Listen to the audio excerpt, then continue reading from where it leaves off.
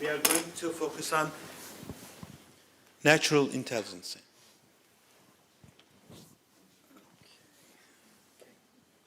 All right, thank you.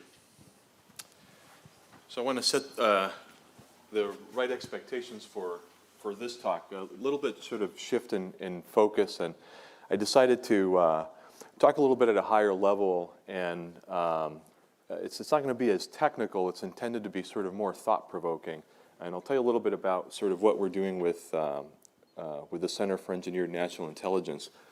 So about 3 years ago, I decided to shut down my wet lab and focus on theory and computation.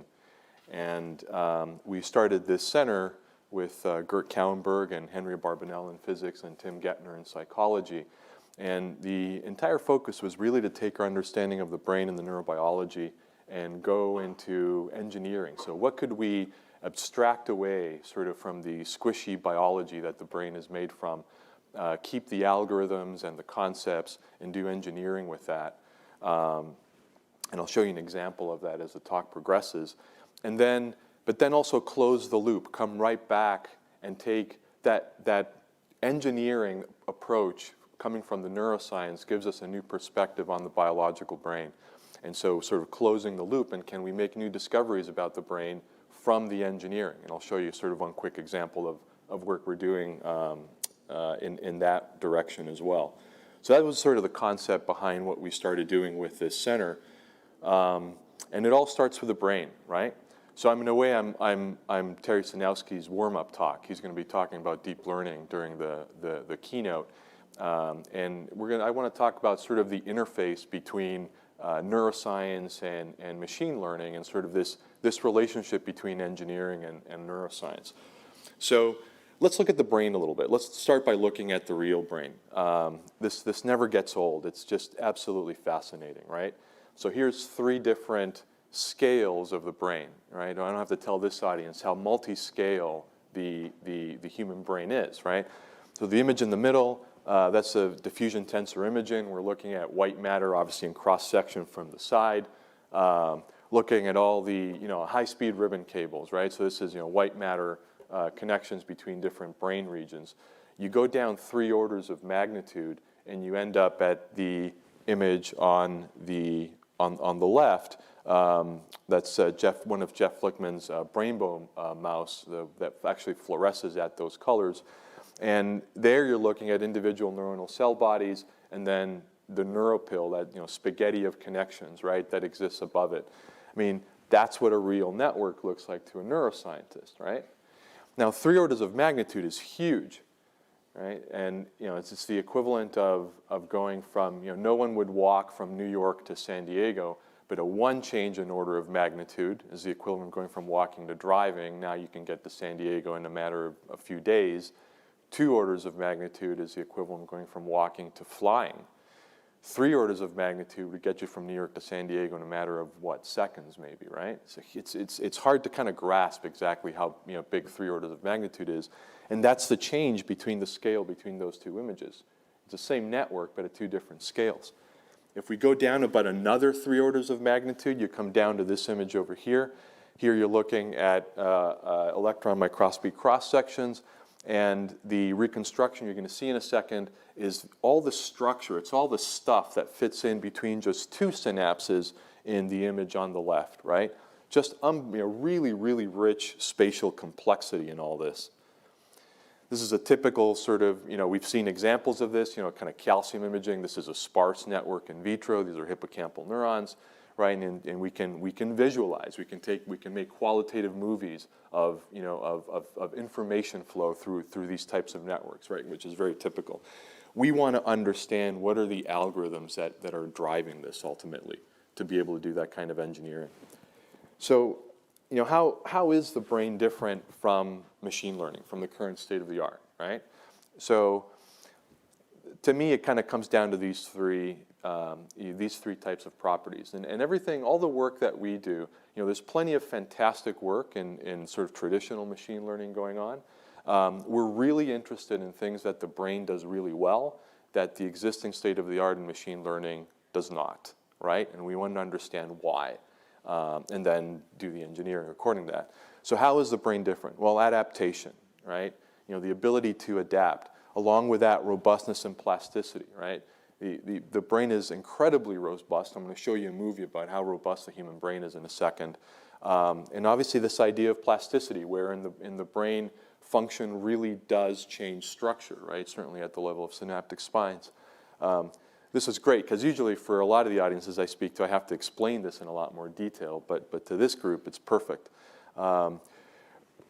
Computation, abstraction, we learn by connecting the dots between concepts, right? We're not given, a million data points and then asked to, that we need to train our brains on, right? So this idea of abstraction, of connecting the dot between concepts, is a critical component of how we learn. And then power, right? The brain is unbelievably power efficient. Gert Kallenberg's lab has some of the world records in sort of modeling engineering systems that recreate that kind of power efficiency.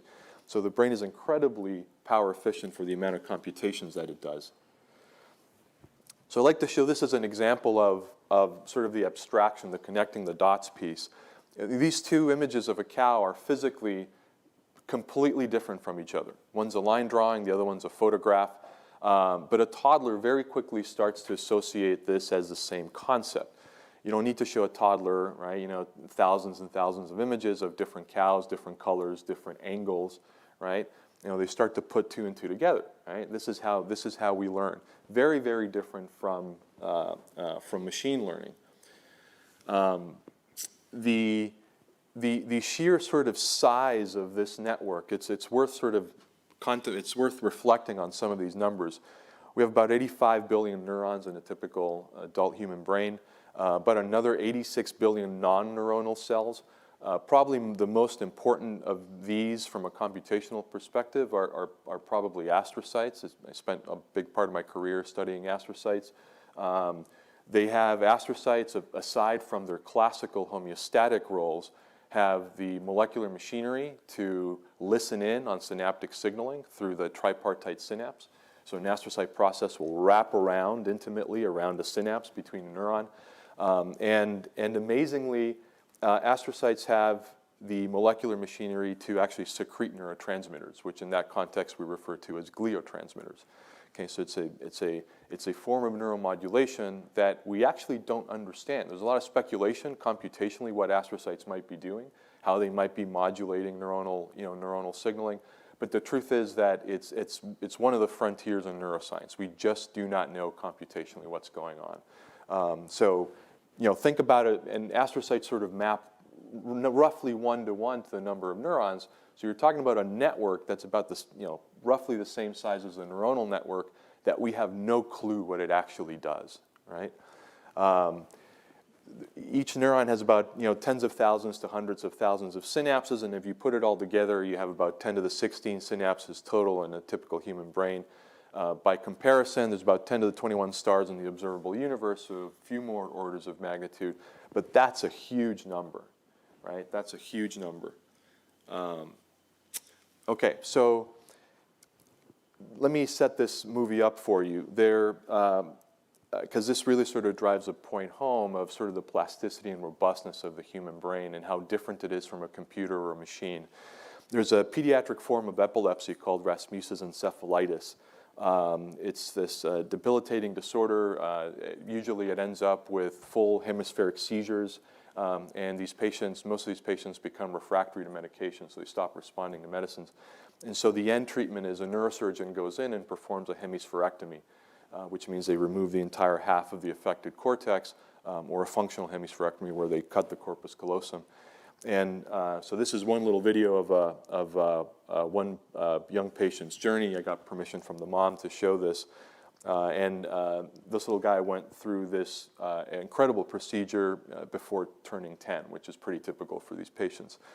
So this is sort of immediately post-op, a few days after the surgery. Notice the craniotomy, right? Because you're removing half the brain. He's tired, he's weak. He's burning thousands of calories here just recovering. Kind of has a hard time walking. There's some hemiparesis on the contralateral side. That's pretty typical. So this is immediately after, sort of a few days after the surgery. Now look at this. 4 months later, he's balancing on a ball, essentially, right? Now think about it. He's got half his cortex, right? He's got half a brain, essentially. By 5 months, this is him in the middle here, he's playing soccer.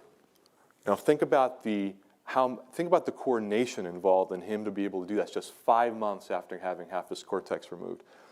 By 7 months, he's going up 2 steps at a time. You're going to see him jump from off the steps here. Right? And these patients are essentially cognitively intact. Notice there's a little bit of residual hemiparesis. That often stays, but cognitively just almost perfectly normal. Right? Unbelievable degree of plasticity. Imagine going into your laptop and pulling out even just a few transistors. Right? It's kind of big difference. So the total computational space of the brain is somehow captured within this network. It's captured within these interactions and the states that it's taking. The brain does not learn by randomly searching for a solution. It doesn't learn by backpropagation, right? It doesn't learn. It's not trained. It doesn't encode information using sort of the algorithms that we associate with a typical state-of-the-art in machine learning. Right, and so the question is why, and then how can we take advantage of what the brain does do? So let's talk about machine learning a little bit. Let's contrast sort of the brain part that we just kind of went through with machine learning. So machine learning, the current state of the art, does some pretty amazing things. These are pretty obvious, personal assistance and product recommendation. Obviously, we've heard self-driving autonomous vehicles. This is one of my favorites. There's a company that pulls together sort of a lot of the news breaking blurbs that you see are actually pulled together by an AI algorithm and then followed up by a human reporter. All right, this video game here it's not a photograph of 2 football players. It's actually a still shot from the 2018 version of Madden Football. So I'm going to show you a little video here, which is kind of neat. So this is what Madden Football started out as. This is a purely physics-based rule engine, right? Pretty primitive. This was early 80s or so. And this is a really cool video because they put together every year, Madden Football is like on its 20th year or something like that. Every year that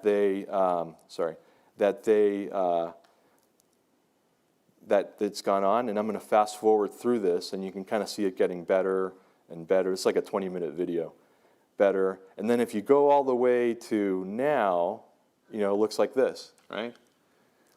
So there's machine learning in how the players react, right, and the adaptation to how the player's playing, and also in the graphics part as well. Okay, so in a couple of years, you're not going to be able to differentiate between what's a real football game and what's a video game, practically. Really amazing stuff. But of course, machine learning does have limitations, and that's the point, right?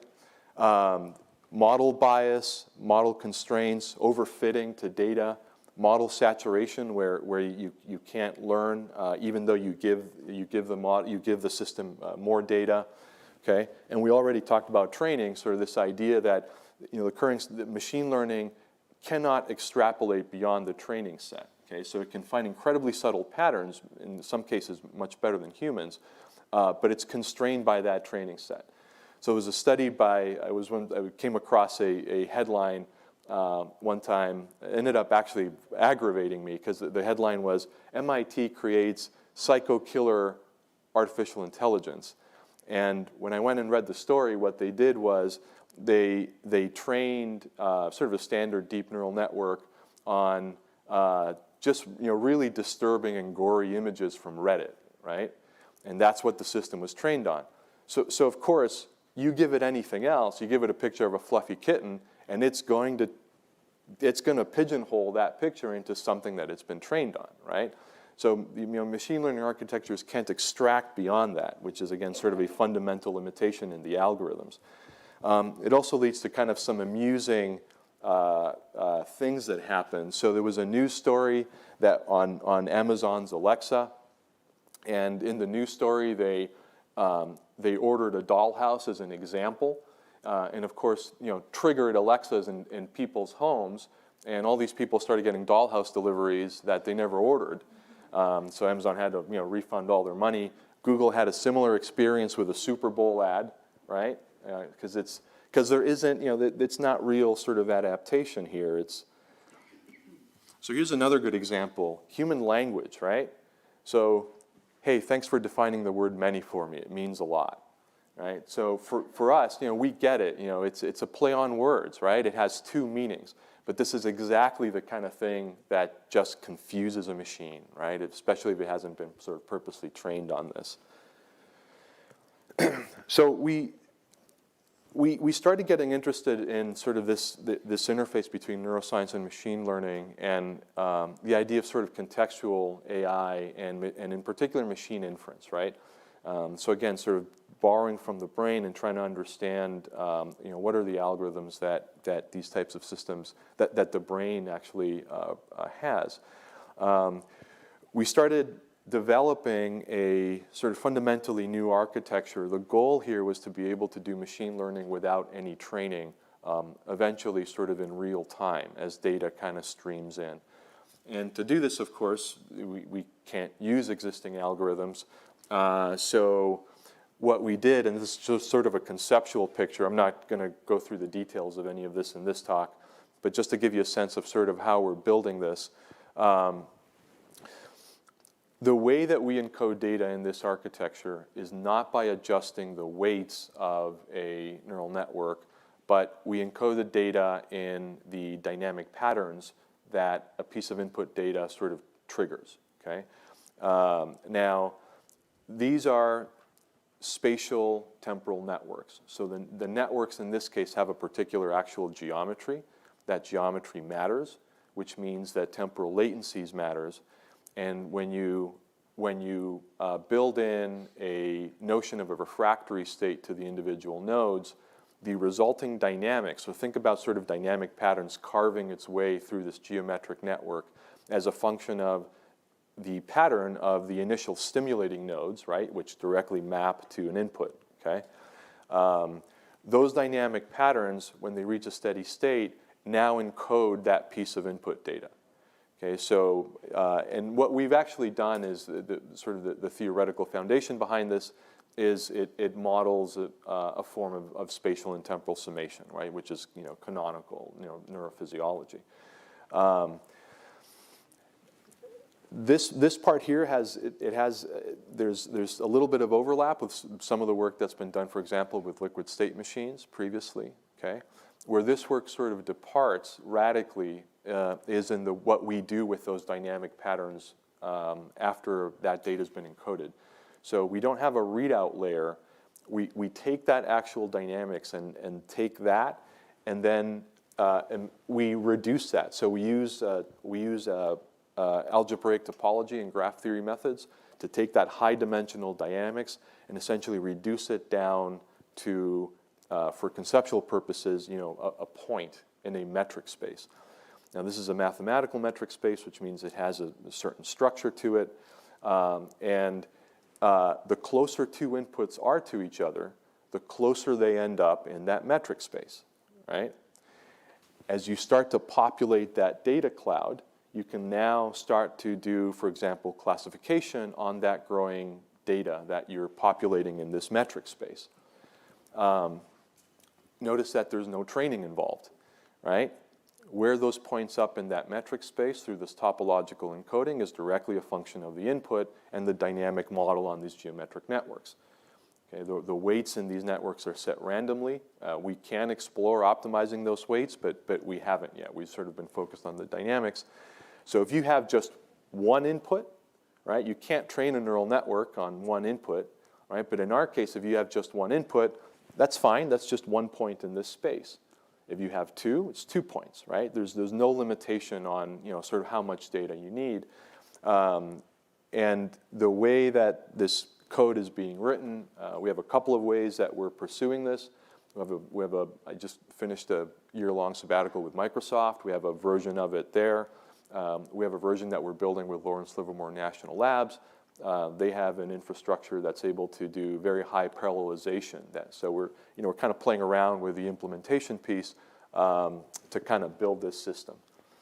But it's all based on a modeling, like I said, really sort of undergraduate level neurophysiology with spatial and temporal summation.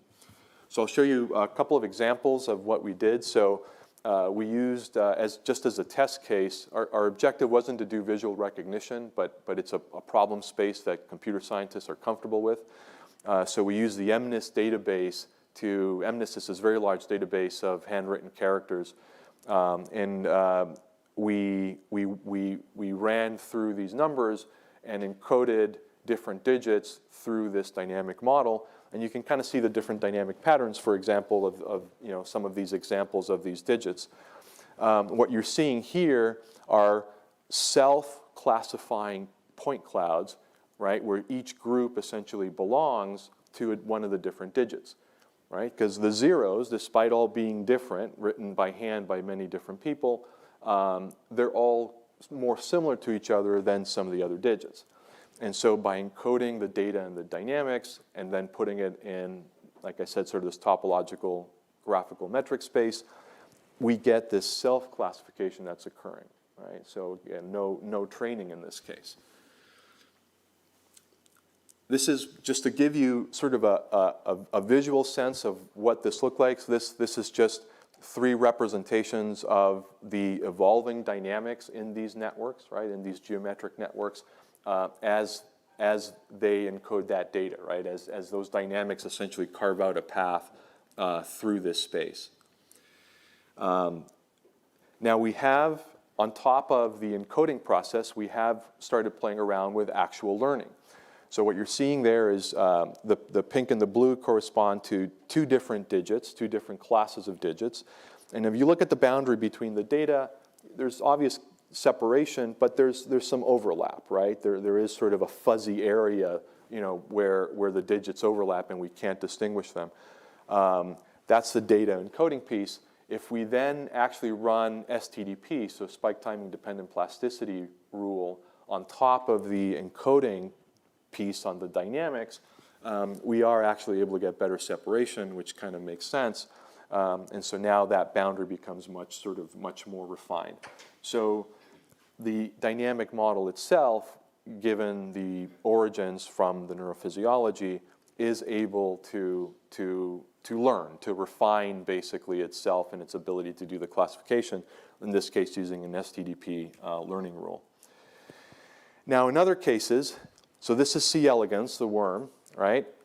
In some cases we said, well, what if we run this dynamic model and the underlying geometric network that we use is not something an architecture that we create, but an actual biological connectome, right?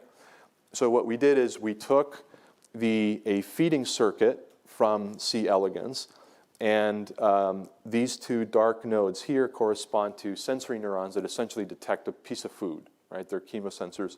And then there's a bunch of hidden neurons, and the output to this circuit are 2 populations of motor neurons that cause the worm to go back and forth.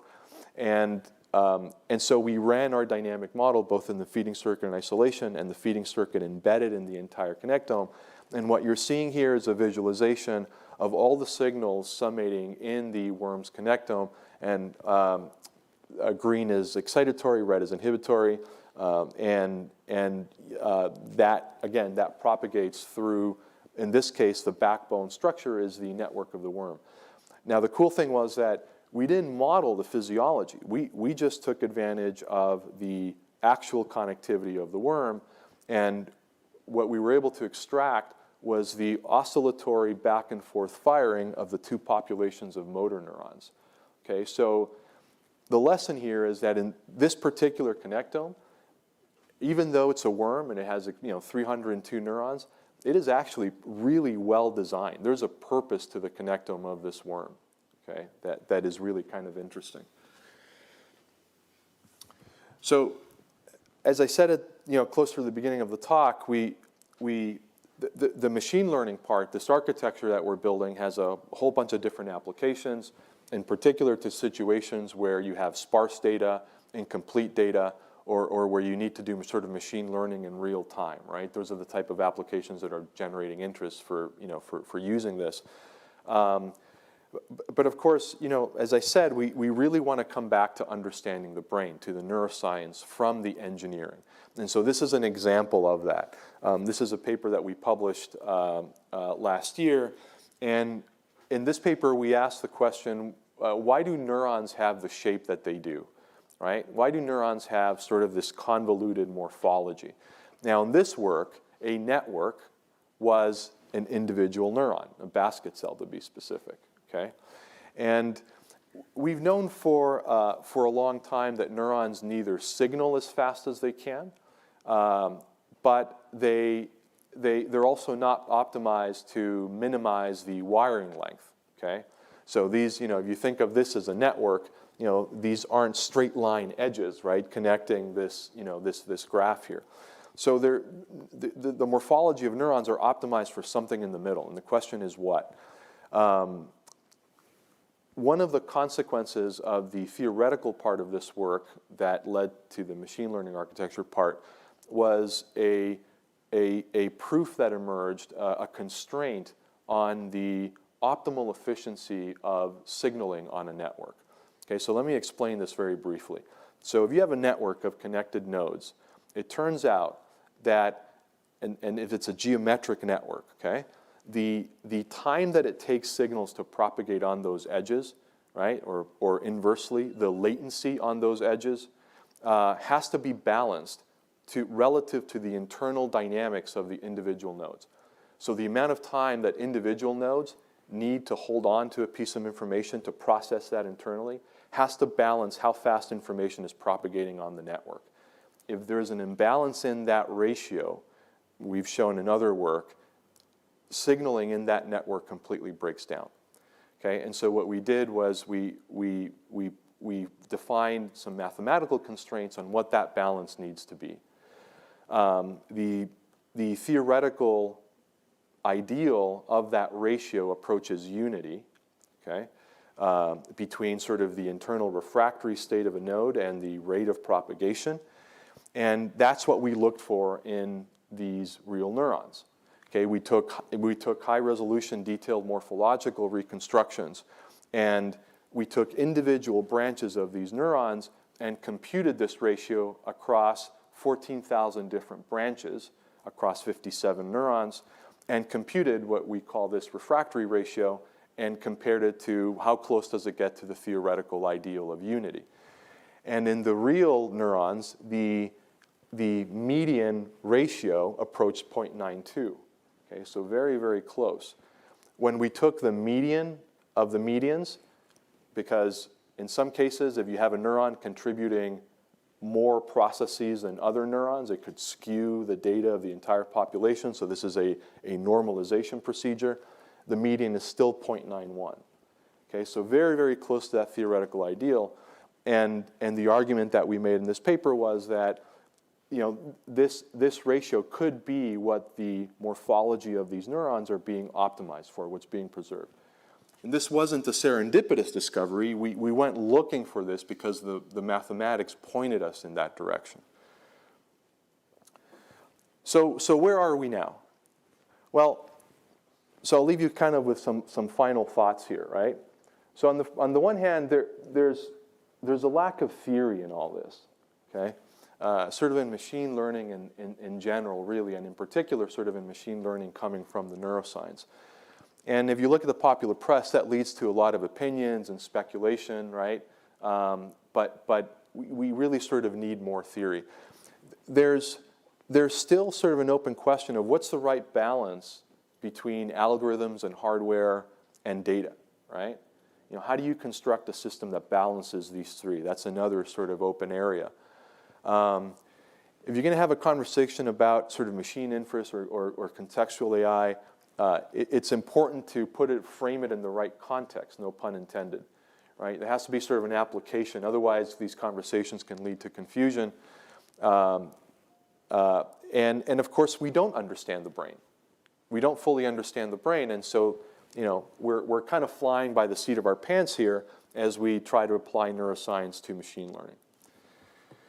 So, you know, I think that I've argued in writing that I think if you're going to do machine learning in a way that should inform neuroscience, right? That engineering, the algorithms that are created should be either accountable, sort of explainable AI, right? So we have to move away from kind of this black box model of machine learning. We have to be able to track it back to processes that we understand. In particular, like I said, we're interested in classes of problems where traditional machine learning fails by design. And finally, you can't throw the kitchen sink at this, right? So, you know, sort of trial and error engineering will only get you so far.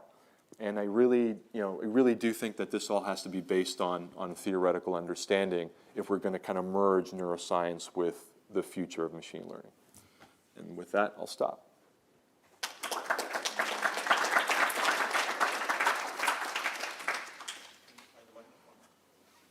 Questions? Any questions? Eduardo. Yes, please. Very nice set of ideas. I wonder if you've thought about how a neuron gets to where it does, right? It starts as a cell that protrudes, and it generally, in humans, by around 6 years, is much bigger than it will eventually be, and so it then sculpts down. So that suggests that some of the measurements that you're looking at are actually functionally determined. They're not, there isn't a program that gets to that particular morphology or that particular neuron. And in fact, if you look at a number of basket cells, they're not identical by a lot. You know, you can recognize a basket cell, but they're not the same thing. And so what you have is a developmental program which has several levels of stochasticness or stochasticity or whatever it is. And that needs to be built into the way you're modeling things, because how it gets there, I think, is quite critical. Yeah, I actually couldn't agree more. So just to kind of give you a sense of how important that is, and this is an area that we've started to look at quite closely, is the development of evolution of how neurons and neural circuits and networks evolve and actually develop. The biggest challenge that we've had has been we have no real way, there's no theoretical foundation that allows us, there's no guide for how to build spatially what the right architecture of a network should be on which to run the dynamic model on top of it, right? So we can borrow from neurobiology the way we did with C. elegans. We can, you know, try the best that we can. So we've been playing around, for example, with stochastic block models, where each block is a stochastic random network, and then you have connectivity between blocks, right? But the truth is that we have no real theory on, from an engineering perspective, on what the structure should be on which the dynamics is running. And so in that sense, we've started to look really seriously at basically development and how the brain actually develops in that sense. Yeah, please. What you've described sounds quite a bit like multi-dimensional similarity analysis with the addition of delays to make it dynamic. I'm just wondering if you could say a little bit more about how you're using topology to represent the similarities between things in the real world and the similarities between the patterns in the network. Yeah, what we're doing there is